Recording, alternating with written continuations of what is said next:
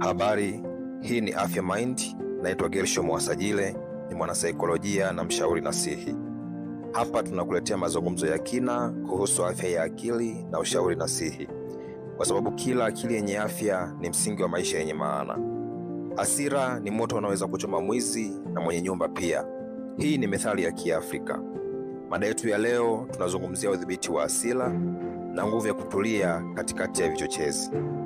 Hasira ni hisia ya asili kabisa kwa mwanadamu. Kila mmoja wetu amewahi kuihisi. Tatizo haliko katika kuhisi hasira, bali liko katika jinsi tunavyoichukua na kuionyesha. Wakati mwingine hasira ni ishara ya maumivu ya muda mrefu ya ndani, mahitaji yasiyotimizwa au hisia za kudhulumiwa.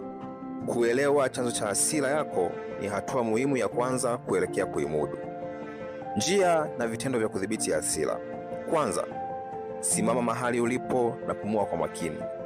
Kabla hujaongea au kuchukua hatua yoyote ile, pumua kwa kina mara 3 hadi 4. Pumzi hii itakusaidia kurejea katika utulivu wa akili.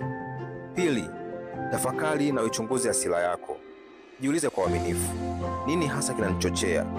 Je, ni maneno, ni matendo, au ni kitu kingine kabisa kinachonisumbua? 3, elezea hisia zako kwa maneno, si kwa matendo ya ghafla.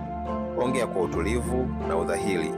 Maneno yaliyochaguliwa kwa busara yana nguvu ya kuzima moto, lakini maneno ya haraka na ya hasira yanaweza kuongeza moto zaidi. Kudhibiti hasira si udhaifu, bali ni ishara ya ukomavu wa hisia. Ni dalili kwamba unajua jinsi ya kushughulikia hisia zako kwa heshima na busara.